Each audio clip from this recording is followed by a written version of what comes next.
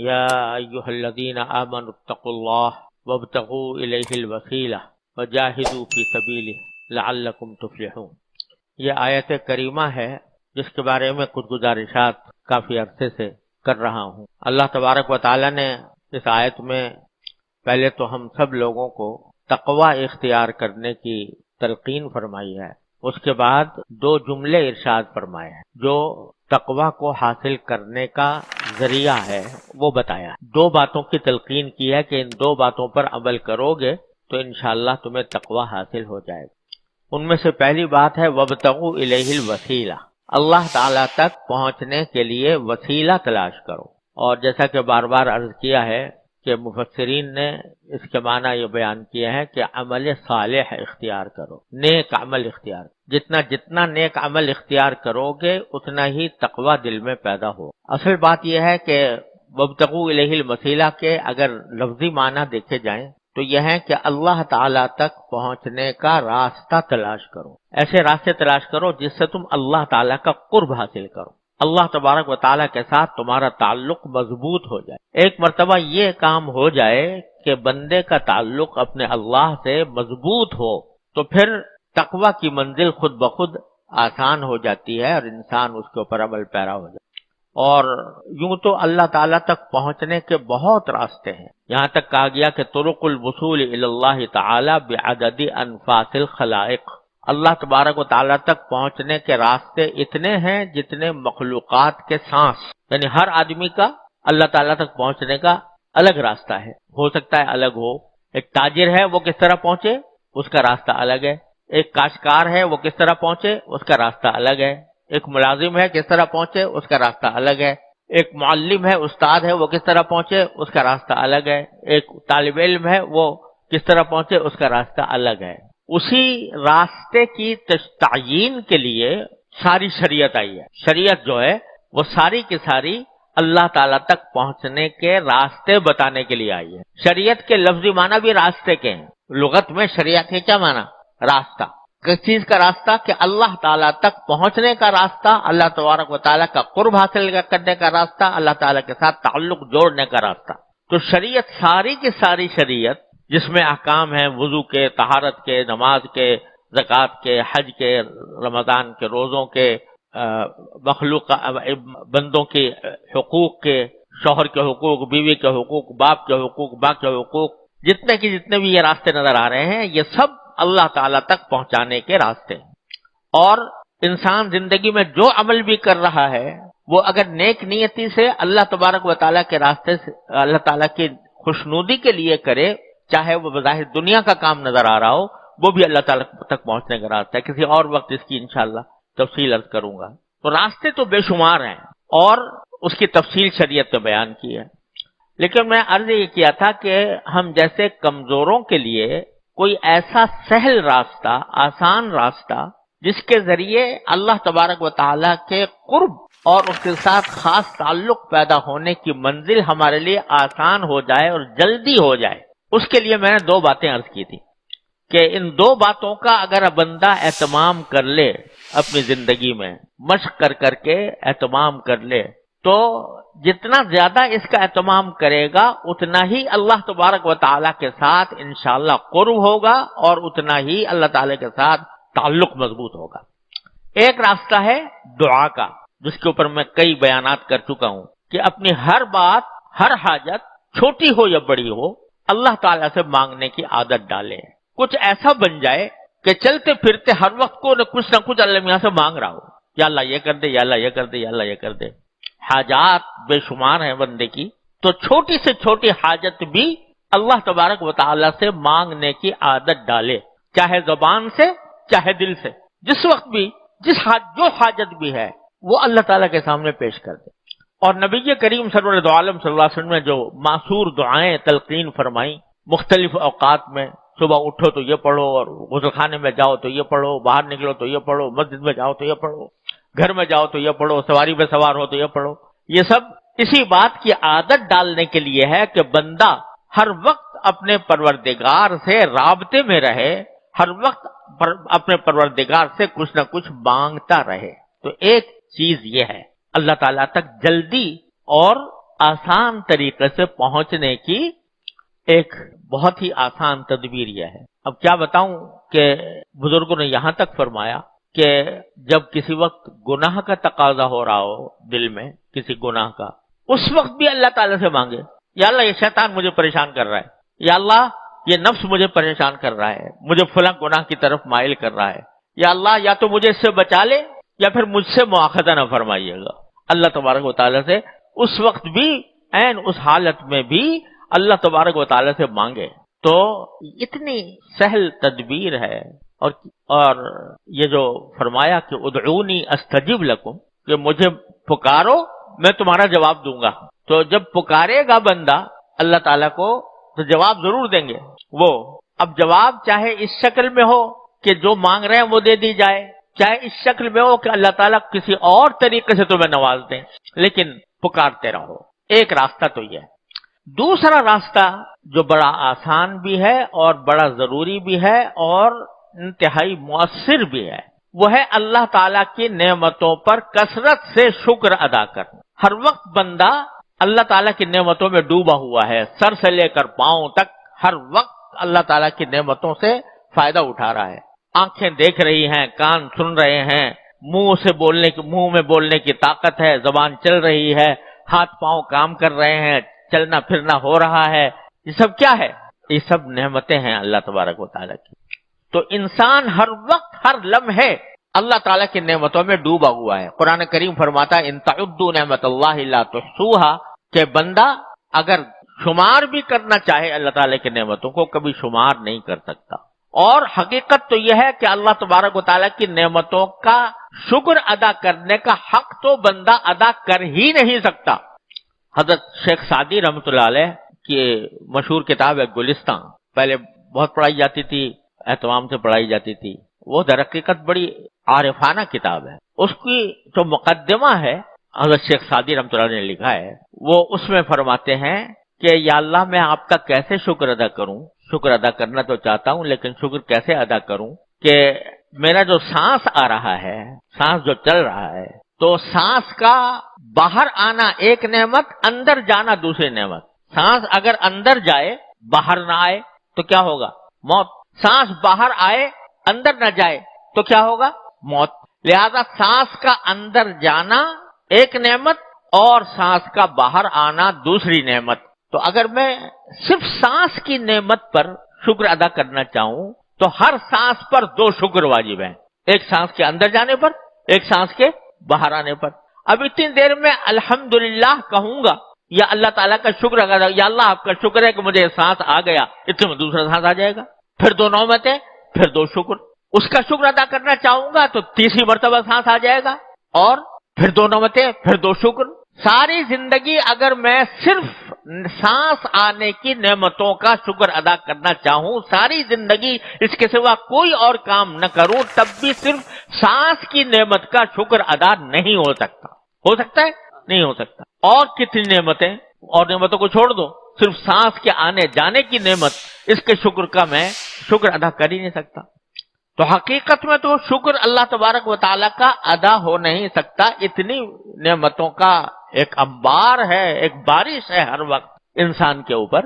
لیکن جتنا زیادہ جتنا بھی کر سکے تو آدمی کو یہ چاہیے کہ ہر چھوٹی بڑی نعمت پر جو اس کو حاصل ہو، جب بھی کوئی خوشی حاصل ہوئی، کوئی راحت ملی، کوئی مزہ آیا، کوئی لذت حاصل ہوئی، اس پر اللہ تبارک و تعالیٰ کا شکر ادا کرنے کی عادت ڈالے۔ اللہم لک الحمد و لک الشکر، اے اللہ آپ کا شکر ہے، آپ کی حمد کرتا ہوں، آپ کا شکر ادا کرتا ہوں۔ آپ باہر جا رہے تھے، سواری تلاش کرنا چاہ رہے تھے، سواری مل گئی، یا اللہ تعالیٰ آپ کا شکر ہے کہ مجھے سواری مل گئی۔ گھر میں داخل ہوئے تو وہاں پر گھر والوں کو اچھی حالت میں پایا، اے اللہ آپ کا شکر۔ ہر بڑی چھوٹی بڑی نعمت پر شکر ادا کرنے کی عادت ڈالو۔ یہ میں ویسے ہی نہیں کہہ رہا ہوں، بزرگوں نے اس کی مشق کرائی ہے، اس پر مجاہدہ کروایا ہے، تمرین کرائی ہے۔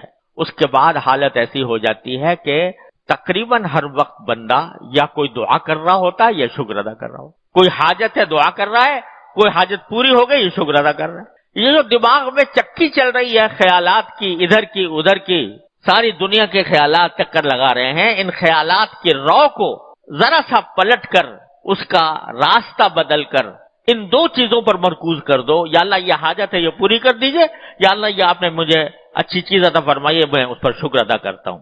تو شکر ایک ایسی نعمت ہے، ایک ایسی عبادت ہے.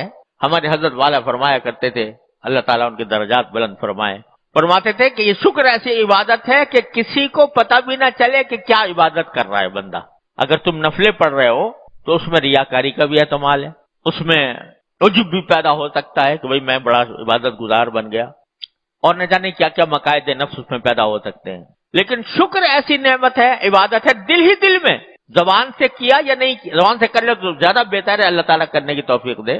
لیکن اگر بالفرض زبان سے نہیں بھی کیا، دل میں، دل یہ کہہ رہا ہے، بار بار دل جو ہے وہ کہہ رہا ہے یا اللہ کتنا اچھا کام کر دیا آپ نے، یا اللہ میرا کام کس طرح بنا دیا، یا اللہ آپ نے میری یہ مشکل حل کر دی، یا اللہ یہ میرا کام ہو گیا. تو کیا ہوگا کہ دل ہر وقت ایک ایسی عبادت میں مقصود ہے کہ کسی کو پتہ بھی نہیں. میان عاشق و معشوق رمزیس کرامن کاتبیرا ہم خبر نیز. سمجھے نا، یہ عاشق اور معشوق کے درمیان، محب اور محبوب کے درمیان ایک ایسا راز ہے کہ کہتے ہیں کرامن کاتبین کو بھی خبر ہے کہ نہیں، اللہ ہی جانے. سمجھے، کیونکہ علیم بذات صدور تو وہ ہے، سینے کی باتوں کو جاننے والا تو وہ ہے. دل دل میں اگر تم نے اللہ تعالیٰ کو شکر ادا کر لیا. اب دیکھو رسول کریم صلی اللہ علیہ وسلم نے جو بات سکھائی، اب بیت الخلاء میں جا رہا ہے آدمی، بیت الخلاء میں جانا ایک ایسی بات ہے کہ اس کو لوگوں کے سامنے تذکرہ کرتے ہوئے بھی آدمی کچھ شرماتا ہے کہ بھئی بیت الخلاء میں جانا. تو وہاں پر بھی کہا، پہلے تو کہا اللہم انی اعوذ بک من الخبث والخبائث، اللہ میاں سے دعا مانگو، ٹھیک ہے. شروع میں یا اللہ میں جا رہا ہوں ایسی جگہ جہاں پر کہ نجاستیں ہیں، تو شیطان خبیث یہاں پر آ سکتے ہیں، اللہ میں آپ کی پناہ مانگتا ہوں کہ شیطان مجھے پریشان نہ کریں. جاتے ہوئے تو دعا تلقین کر دی. جب فارغ ہوئے تو کیا الحمدللہ الذی اذھب عنی الاذی وعافانی. شکر ادا کرو، غلاظت باہر نکل گئی، غلاظت باہر نکل گئی. تو غلاظت باہر نکل گئی تو اس پر اللہ کا شکر ادا کرو کہ یا اللہ اگر کہیں یہ غلاظت جسم میں رہ جاتی اور نہ نکلتی، بتاؤ دیکھو قبض ہو گیا کسی آدمی کو، ہے نا، تو قبض ہو گیا، تو قبض ہونے کی حالت میں کہتے ہیں قبض جو ہے وہ ساری بیماریوں کی جڑ ہے. اگر قبض ہو جاتا، باہر نہ نکلتی، یہ جو اندر گندگی ہے یہ اندر کیا فساد مچاتی. تو اللہ حضور اقدس صلی اللہ علیہ وسلم نے سکھا دیا کہ اس پر بھی شکر ادا کرو اللہ تعالیٰ. جس کے معنی یہ ہے کہ جس وقت بندہ قضاء حاجت کر رہا ہے اس وقت بھی اللہ تعالیٰ کی معرفت کا وہ ذریعہ بن گیا کہ یہ گندگی جو مجھے نظر آ رہی ہے باہر اللہ تعالیٰ نے نکال دی ہے، اگر اندر رہتی تو کیا فساد مچاتی. تو توجہ اس طرف دلائی کہ جو معمولی باتیں جن کو آدمی نظر انداز کر دیتا ہے، بیت الخلاء میں گیا اور واپس آ گیا اور واپس آ گیا، غفلت کی حالت میں گیا، غفلت کی حالت میں واپس آ گیا. لیکن جو بندہ اللہ تبارک و تعالیٰ سے قرب چاہتا ہے وہ اس کے اوپر بھی شکر ادا کرتا ہے، چاہے دل میں کرے چاہے زبان سے کرے. چھوٹی نعمت ہو یا بڑی نعمت ہو، اللہ تبارک و تعالیٰ کا شکر ادا کرنے کی عادت ڈالو. جب عادت ڈالتا ہے بندہ تو عادت پڑ جاتی ہے، اور اللہ تبارک و تعالیٰ ایسے بندے کو بڑا ہی پسند کرتے ہیں شکر کرنا. کیا کتنا پیار سے کہہ رہے ہیں اللہ میاں قرآن کریم میں، ما یفعل اللہ بعذابکم ان شکرتم وآمنتم. ما یفعل اللہ بعذابکم، اللہ تمہیں عذاب دے کر کیا کرے گا اگر تم شکر گزار بندے بنو اور ایمان لے آؤ. تو شکر کیوں اللہ تعالیٰ شکر کو ذریعہ بتا رہے ہیں عذاب دور کرنے کا. ہم کیا کریں گے تمہیں عذاب لے کے، ہمیں کیا فائدہ حاصل ہوگا اگر تم شکر گزار بنو. اور شکر گزار بندے کی حضرت نوح علیہ السلام اتنے بڑے پیغمبر 1000 سال تقریباً زندہ رہے اور ساری زندگی دین کا کام کیا، تبلیغ کی، دعوت دی، اور ان کی تعریف کیا کی قرآن نے، انہ کان عبدا شکورا. وہ ایسے بندے تھے جو شکر گزار تھے. شکر گزاری کا اللہ تبارک و تعالی اتنی قدر پہچانتے ہیں. کان اللہ شاکرا علیما، اللہ تبارک و تعالی خود شکر کرنے والوں کی قدر کرتے ہیں. اور شکر کو اللہ تبارک و تعالی نے ایسی چیز بنایا ہے کہ یہ جتنا بندہ زیادہ شکر ادا کرے گا اللہ تعالیٰ کی نعمتوں کے اوپر، اتنا ہی شیطان کے حملے سے محفوظ رہے گا. کیونکہ دیکھو قرآن کریم میں اللہ تبارک و تعالیٰ نے بتایا کہ جب شیطان کو جنت سے نکالا گیا تو اس نے اللہ تعالیٰ سے کہا تھا کہ یا اللہ اس آدم کی وجہ سے مجھے جنت سے نکلنا پڑا ہے، تو اب میں اس آدم کی اولاد کے اوپر حملے کروں گا، دائیں سے آؤں گا، بائیں سے آؤں گا، آگے سے آؤں گا، پیچھے سے آؤں گا، چاروں طرف سے اس کے اوپر حملہ کروں گا۔ حملہ کرنے کا کیا نتیجہ ہوگا؟ کہتا لا تجد اکثرہم شاکرین، اس کا نتیجہ یہ ہوگا میرے حملے کرنے کا کہ ان میں سے اکثر لوگ کو تم شکر گزار نہیں پاؤ گے۔ اے اللہ آپ شکر گزار نہیں ہو، یعنی میں ان کو شکر ادا کرنے سے غافل کر کے ناشکرہ بنا دوں گا۔ یہ شیطان کا سب سے بڑا حملہ اور نتیجہ، ہم لوگ کا نتیجہ یہ بتایا۔ اس لیے علماء کرام نے فرمایا کہ جو بندہ زیادہ سے زیادہ شکر ادا کرتا ہو انشاءاللہ وہ شیطان کے حملوں سے محفوظ رہے گا۔ جتنا اب دیکھو تکبر کیوں پیدا ہوتا ہے انسان کے دل میں؟ وہ اپنی بڑائی کا احساس اس کے دل میں ہوتا ہے، دوسروں کی حقارت کا احساس دل میں ہوتا ہے۔ لیکن اگر کوئی بندہ یہ کہے کہ یا اللہ جو بھی نعمت مجھے ملی ہے، اگر میرے پاس صحت کی نعمت ہے تو آپ کا شکر، اگر آپ نے مجھے علم دیا ہے تو آپ کا شکر، اگر آپ نے مجھے صحت دی ہے تو آپ کا شکر، ہر چیز پر اللہ تعالیٰ کا شکر ادا کر رہا ہے، تو شکر ادا کرنے کا معنی یہ کہ مجھے تو میں تو استحقاق نہیں رکھتا تھا اس کا، آپ نے اپنے فضل و کرم سے عطا فرمایا، لہذا تکبر کہاں سے آئے گا؟ شکر گزار بندے کے دل میں تکبر نہیں آ سکتا، کیونکہ شکر کے معنی یہ ہے کہ مجھے شکر اسی وقت ادا کیا جاتا ہے کہ جب کسی شخص نے کوئی ایسا کام کیا ہو جو احسان کر دیا ہمارے اوپر، تو شکر ادا کیا جاتا ہے، سمجھے نا؟ اگر کسی کا قرض، کسی کے ذمہ قرض واجب تھا ہمارا اور اس نے قرض ادا کر دیا، خیر کہہ دو شکر، یہ الگ بات ہے، لیکن شکر کی ضرورت اس لیے نہیں کہ اس کے ذمہ فرض تھا کہ وہ ادا کرتا، تو شکر نہیں، شکر تو اس کا ہے کہ اس نے قرض دیا تھا، لیکن جب اس نے واپس کیا تو واپس کرنا کوئی انعام نہیں، کوئی احسان نہیں ہے نا۔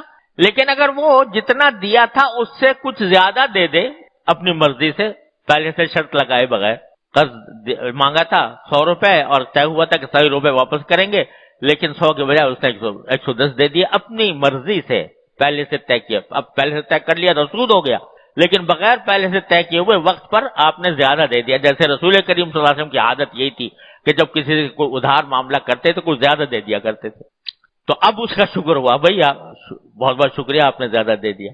تو اللہ تبارک و تعالیٰ کا شکر ادا کرنے کا معنی یہ ہے، صحت پر شکر ادا کرنے کا معنی یہ ہے کہ یہ میرا کوئی قرضہ نہیں تھا آپ کے ذمہ کہ آپ مجھے صحت دیتے، لیکن آپ نے دی تو یہ آپ کا کرم ہے، میں آپ کا شکر ادا کرتا ہوں۔ تو جب یہ دل میں آ گیا کہ میرا استحقاق نہیں تھا، میرا کوئی قرضہ آپ کے ذمہ نہیں آتا تھا کہ آپ مجھے یہ دیتے، لیکن آپ نے اپنے فضل و کرم سے دے دیا، لہذا میں شکر ادا کرتا ہوں، تو یہ شکر ادا کرنا شکر گزاری بن گئی ہے، اور یہ شکر گزاری کی وجہ سے بندے کے اندر اپنی بڑائی کا تصور نہیں آ سکتا کہ میں مستحق تھا، میرا حق تھا اللہ میاں کے اوپر کہ وہ مجھے ضرور یہ نعمت دیتے، تو جب یہ بات نہیں تو تکبر بھی نہیں آ سکتا۔ تو شیطان جو ہے وہ راہ مارتا ہے جن راستوں سے، اس کا بہترین علاج یہ ہے کہ بندہ شکر گزار بن جائے اللہ تبارک و تعالیٰ کا۔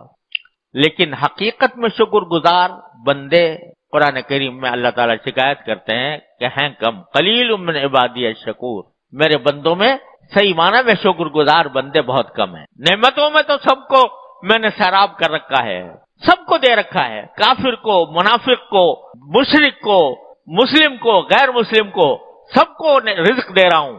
بری خان یغما چے دشمن چے دوست، ادیم زمیں سفرۂ عام اوس، بری خان یغما چے دشمن چے دوست، ہم نے دسترخوان پھیلایا ہوا ہے اپنے رزق کا دنیا کے اندر، نعمتیں ہی نعمتیں دے رکھی ہیں، دشمن کو بھی دے رکھی ہیں، دوست کو بھی دے رکھی ہیں، لیکن قلیل من عبادی الشکور، میرے بندوں میں شکر گزار بندے بہت کم۔ تو جب وہ بندہ شکر گزار بن جاتا ہے تو پھر اللہ تبارک و تعالیٰ کا قرب، جتنا شکر کرو گے اتنا ہی اللہ تبارک و تعالیٰ کا قرب حاصل ہوگا۔ اور ناشکری اللہ بچائے کہ آدمی ذرا سی کوئی تکلیف ہو جائے تو بس اس تکلیف کو لے بیٹھے، اسی کا رونا روتا رہے اور نعمتوں کو بھول جائے، یہ اللہ میاں کو بہت ناپسند ہے کہ آدمی بس اپنی تکلیفوں کو روتا رہے ہر وقت، مجھے یہ مصیبت آ گئی ہے، مجھے تکلیف پہنچ گئی ہے، بیماری ہو گئی، بے روزگاری ہو گئی، فلانا ہو گیا، اسی کو روتا رہے، مانگے ضرور لیکن اس کی وجہ سے ناشکری نہ کرے۔ یہ دیکھیں کہ عین اسی وقت میں مجھ پر کتنی نعمتیں نازل ہو رہی، فرض کرو بیماری ہو گئی، بخار آ گیا، اب بخار کے اندر بے شک بخار آ گیا، یہ ایک تکلیف ہے، مانگو اللہ تعالیٰ سے یا اللہ مجھے بخار آ گیا، اپنے رحمت سے مجھے دور فرما دیجئے، لیکن یہ بھی تو سوچو کہ اس کے ساتھ اور نعمتیں کتنی ہیں. بخار ہے مگر محبت کرنے والے تیماردار موجود ہیں، بخار ہے مگر اچھا علاج کرنے والا موجود ہے، دوائیں موجود ہیں، اور اللہ تبارک و تعالی نے اسی بخار کی حالت میں آنکھیں سلامت رکھی ہوئی ہیں، کان سلامت رکھے ہوئے ہیں، ہاتھ پاؤں سلامت رکھے ہوئے ہیں. ان نعمتوں کا کبھی تو دھیان کرو. میں نے اپنے والد ماجد رحمۃ اللہ علیہ سے کئی مرتبہ سنا کہ حضرت مولانا سید اصغر حسین صاحب، حضرت میاں صاحب رحمۃ اللہ علیہ جن کو کہتے تھے، فرماتے تھے کہ ایک مرتبہ میں ان کی عیادت کے لیے گیا. معلوم ہوا کہ بہت تیز بخار ہے حضرت والا کو، تو میں ان کی عیادت کے لیے گیا تو بہت بخار میں جل رہے تھے. میں نے جا کر پوچھا کہ حضرت کیسے مزاج ہے؟ کہا بھائی اللہ تعالیٰ کا شکر ہے کہ میرا دماغ ٹھیک ہے، اللہ تعالیٰ کا شکر ہے میرا دل ٹھیک ہے، اللہ تعالیٰ کا شکر ہے میری آنکھیں ٹھیک ہیں، اللہ تعالیٰ کا شکر ہے میری کان ٹھیک ہے، میری زبان بول رہی ہے، میرے ہاتھ پاؤں کام کر رہے ہیں.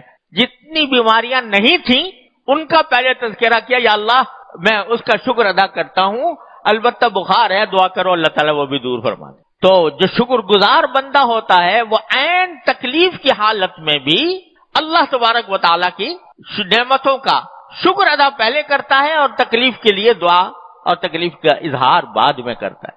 صحیح بخاری میں ایک حدیث آتی ہے کہ ایک مرتبہ خود رسول کریم صلی اللہ علیہ وسلم نے یہ واقعہ سنایا کہ ایک مرتبہ ایک شخص تھا، وہ اس نے دل میں ارادہ کیا کہ آج میں کچھ صدقہ کروں گا، پیسے صدقہ کروں گا، اور رات کے اندھیرے میں کروں گا. مقصد یہ تھا کہ کوئی اس میں ریاکاری شامل نہ ہو، اخلاص کے ساتھ رات کے اندھیرے میں کسی کو پتہ بھی نہ چلے صدقہ کروں گا. پیسے لے کے نکلا تو کسی آدمی کو دیکھا خستہ حال ہے، غریب سا نظر آیا کوئی آدمی، اس کے ہاتھ میں رکھ دیے پیسے. بعد میں صبح کو پتہ چلا کہ وہ آدمی جس کے ہاتھ میں پیسے رکھ دیے تھے وہ تو چور تھا اور وہ تو الٹا سزا دینے کے لائق تھا، وہ صدقے کے لائق نہیں تھا. آپ ذرا سوچو کہ اگر ہم آپ ہوتے اور ہم کسی کو صدقہ دیتے اور بعد میں یہ پتہ چلتا کہ وہ چور ہے تو کیا کہتے کہ افسوس کا اظہار کرتے نا کہ افسوس ہمارے پیسے ضائع ہو گئے. ایک ایسے شخص کے پاس چلے گئے جو حقیقت میں مستحق نہیں تھا، الٹا چور تھا. مگر اس اللہ کے بندے نے، رسول کریم صلی اللہ علیہ وسلم فرماتے ہیں، جب اس نے سنا کہ میرا صدقہ چور کے پاس چلا گیا تو وہ کہتا ہے الحمدللہ علی صادق، شکر ادا کیا، یا اللہ آپ کا شکر ہے کہ آپ نے مجھ سے صدقہ دلوا دیا، چاہے چور کے پاس چلا گیا مجھے تو پتہ نہیں تھا، لیکن آپ کی توفیق ہوئی کہ میں صدقہ کر دوں تو میں نے صدقہ کر دیا، آپ کا شکر ہے، الحمدللہ علی صادق. لیکن آج پھر کروں گا صدقہ دوبارہ. اب دوبارہ گیا رات کو تو دیکھا ایک عورت جو ہے بیٹھی، وہ بہت ہی خستہ حال میں بیٹھی ہے اور دیکھنے سے پتہ لگ رہا ہے کہ یہ بہت ہی بیچاری غریب ہے اور خستہ حال ہے. اس کو دے دیا. بعد میں پتہ چلا کہ وہ عورت جو تھی اللہ بچائے فاحشہ عورت تھی، وہ طوائف تھی، پیشہ کرنے والی عورت تھی جس کو دے دیا. اب وہ اس دن کا صدقہ بھی ایسی جگہ چلا گیا کہ جو زانیہ تھی، فاحشہ تھی. افسوس ہونا چاہیے تھا کہ بھئی دوبارہ پیسے بیکار گئے، وہ تو بالکل فاحشہ عورت تھی. پھر بھی کہتا ہے الحمدللہ علی زانیہ، یا اللہ آپ کا شکر ہے کہ بہرحال مجھے آپ نے صدقے کی توفیق دی، چاہے وہ زانیہ کے پاس چلا گیا لیکن صدقے کی توفیق ہو گئی، آج پھر کروں گا صدقہ. تیسرے دن پھر پیسے لے کے نکلا. رات کو کسی آدمی کو ظاہری حالت میں دیکھا کہ اچھا ہے، یعنی مستحق ہے، اس کے ہاتھ میں پیسے دے دیے. بعد میں چلا وہ تو بڑا مالدار تھا، صدقے کا مستحق ہی نہیں تھا. تو کہتا ہے الحمدللہ علی غنی، یا اللہ آپ نے ایک مالدار کو دلوا دیا، میں تو آپ کا شکر ادا کرتا ہوں کہ آپ نے مجھے توفیق دی. اور پھر تینوں کو کہا الحمدللہ علی سارق، الحمدللہ علی زانیہ، الحمدللہ علی غنی. یعنی وہ جو چور کو دیا تھا اس پر بھی آپ کا شکر، زانیہ کو دیا تھا اس پر بھی آپ کا شکر، اور غنی کو دیا تو اس پر بھی آپ کا شکر. جب یہ 3 دن گزر گئے تو رات کے وقت میں کسی نے غیبی آواز آئی، اس کو غیبی آواز آئی، یا خواب میں یا جاگتے میں اللہ ہی بہتر جانے، غیبی آواز آئی کہ تمہارے تینوں صدقے ہم نے قبول کر لیے، ہم نے قبول کر لیے. اور قبول کرنے کا نتیجہ یہ ہوگا کہ جب جس چور کو تم نے صدقہ دیا تھا وہ شاید اپنی چوری سے باز آ جائے گا تمہارے اخلاص نیت کی وجہ سے اور تمہارے شکر کی وجہ سے، وہ چوری سے باز آ جائے گا. اور جس زانیہ کو تم نے صدقہ دیا تھا تو وہ اس صدقے کی برکت سے کچھ بعید نہیں کہ اللہ تبارک و تعالیٰ اس کو اس بیہودہ پیشے سے نجات دلا دے اور وہ عفت اور پاک کا دامن بن جائے، عفیفہ اور پاک دامن بن جائے. اور وہ جو غنی کو دیا تھا، مالدار آدمی کو دیا تھا، اس کے بارے میں کچھ بعید نہیں ہے کہ اللہ تبارک و تعالیٰ اس کے دل میں تمہارے صدقے کی برکت سے یہ ڈال دے کہ میں بھی تو آخر مالدار ہوں، یہ آدمی پیسے لے کر آیا تھا، صدقہ کر رہا تھا، میں اتنا بخیل ہوں کہ بجائے اس کے کہ میں صدقہ کرتا میں نے اس کے صدقہ کے پیسے وصول کر لیے. تو اللہ تبارک و تعالیٰ اس کو شرم دلا کر اس کو آئندہ صدقہ اور خیرات کے اوپر آمادہ کر دے کہ اللہ کے راستے میں پیسے خرچ کرے. تو اب یہ جو ہے نا تینوں واقعات ایسے ہیں اگر دیکھو کہ یہ ناگوار واقعات ہیں کہ بھئی اچھا خاصا صدقہ دینے کے نکلا تھا، غلط آدمی کو دے دیے. تو آدمی اس کے اوپر ناشکری کرتا کہ ہائے یہ کیا ہوا، میں تو صدقہ دینے نکلا تھا، اللہ میاں نے ایک ایسے آدمی کو دلوا دیا. اعوذ باللہ، ناشکری کرتا. ناشکری کے بجائے اس نے شکر کیا، الحمدللہ علی تارک، الحمدللہ علی زانیہ، الحمدللہ علی غنی.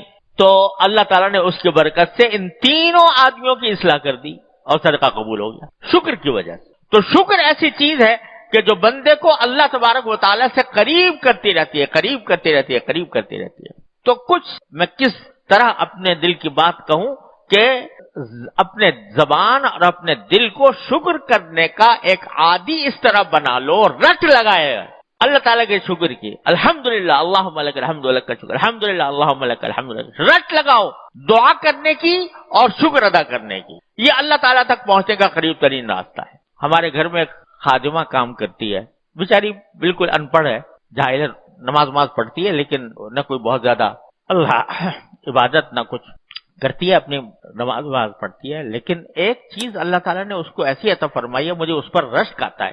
چلتے پھرتے ہر لمحے اس کے زبان پر تکیہ کلام اس کا یہ ہے، یا اللہ تیرا شکر ہے، الحمدللہ رب العالمین. چلتے پھرتے میرے خیال میں وہ ہر 2-4 منٹ کے بعد یہ جملہ زبان سے کہتی رہتی ہے. کبھی زبان سے کہے گی، کبھی دل میں کہہ دے گی. کہ دل میں بتانے خدا جانے کتنا کہتی ہوگی جب زبان سے اتنا کہتی ہے. یعنی آپ اس کے ساتھ وہ ذرا عمر رسیدہ ہے لیکن یہ آواز اس کی ہر وقت میں سنتا رہتا ہوں، چلتے پھرتے اٹھتے بیٹھتے. اللہ نے اس کو دولت دے دی ہے، پتہ نہیں وہ کہاں پہنچے گی اپنے اس شکر کی وجہ سے. اللہ تبارک و تعالیٰ اس کو کیا مقام عطا فرمائے. تو تکیہ کلام اس نے یہ بنا رکھا ہے. تو میں یہ کہنا چاہتا ہوں کہ ہمارا تکیہ کلام یہ بن جائے، اللہم لک الحمد لک الشکر، اللہم لک الحمد لک الشکر، اے اللہ آپ کا شکر، اے اللہ آپ کا شکر، اے اللہ آپ کا شکر. جتنا اللہ تعالیٰ کا شکر ادا کرو گے اتنا ہی اللہ تبارک و تعالیٰ کا قرب حاصل ہوگا، اللہ تعالیٰ کے ساتھ تعلق مضبوط ہوگا. اور تعلق ایک مرتبہ مضبوط ہو گیا تو بس تقویٰ ہے. اور ناشکری ایسی بلا ہے الیاذ باللہ، وہ اتنی بڑی بلا ہے کہ انسان کو جہنم میں لے جاتی ہے. وہ حدیث تو آپ نے سنی ہوگی، مشہور حدیث ہے کہ نبی کریم صلی اللہ علیہ وسلم نے فرمایا کہ میں نے جہنم میں خواتین کو دیکھا، عورتوں کو دیکھا، کثرت سے عورتوں کو وہاں دیکھا جہنم میں. تو خواتین نے پوچھا کہ یا رسول اللہ کی کیا وجہ ہے؟ تو آپ نے فرمایا 2 باتیں ہیں، تکسرن اللعن و تکفرن العشیر. تم لعنت کی کثرت کرتی ہو، لعن طعن بہت کرتی ہو، اور شوہر کی ناشکری کرتی ہو. یعنی اچھا خاصا شوہر تمہارے ساتھ اچھا برتاؤ کر رہا ہے اور کہتی ہو مجھے تو تمہارے یہاں کے کیا ملا، میرا تو نصیبہ پھوٹ گیا، میری تو قسمت پھوٹ گئی، اور یہ فلانا اس طرح کی باتیں کرتی ہو، شوہر سے نافرمانی کی باتیں کر. اس واسطے تمہیں عورتوں کو زیادہ آدھا ہو. معلوم یہ ہوا کہ جو عورتیں اس سے پرہیز کریں، نہ زبان پر ان کے لعنت آئے کسی کا، نہ تانا آئے، تان و تشنیع آئے، اور نہ وہ ناشکری کریں، تو انشاءاللہ وہ ان جہنم میں جانے والی عورتوں میں شامل نہیں ہوں گے. اسی طرح شوہر کو یہ کہا قرآن رسول کریم صلی اللہ علیہ وسلم نے کہ لا یفرق مؤمن مؤمنۃ، اگر تمہارے نکاح میں کوئی مومن عورت ہے، مومن خاتون ہے، تو اس سے بغض نہ رکھو، اس کو ناپسند نہ کرو. کیوں؟ ان کرہ منہا خلقا رضی منہا آخر. ذرا یہ دیکھو کہ اس کی کچھ باتیں تو تمہیں بری لگ رہی ہیں، لیکن اگر کچھ باتیں بری لگ رہی ہیں تو دوسری بہت سی باتیں اچھی بھی ہوں گی اس کے اندر. اچھی باتوں کا دھیان کرو، اچھی باتوں کی طرف التفات کرو، ان اچھی باتوں پر اللہ کا شکر ادا کرو. یا اللہ مجھے ایسی بیوی اللہ تعالیٰ نے عطا فرمائی کہ جس کے اندر یہ اچھائیاں موجود ہیں. برائیوں ہی کو نہ دیکھو ہر وقت کہ کون سی برائی ہے اور اس کی وجہ سے دل میں تم اس کے لیے بغض بھر کے بیٹھ جاؤ، بلکہ اس کو دیکھو کہ اس میں دوسری کتنی اچھائیاں ہیں. ان اچھائیوں کا دھیان کرو، ان اچھائیوں کی طرف دھیان کر کے اللہ تعالیٰ کا شکر ادا کرو کہ اللہ تعالیٰ نے مجھے ایسی بیوی عطا فرمائی. لا یفرق مؤمن مؤمنۃ ان کرہ منہا خلقا رضی منہا آخر. اگر ایک بات تمہیں بری لگ رہی ہے تو دوسری باتیں اچھی بھی لگ رہی ہوں گی.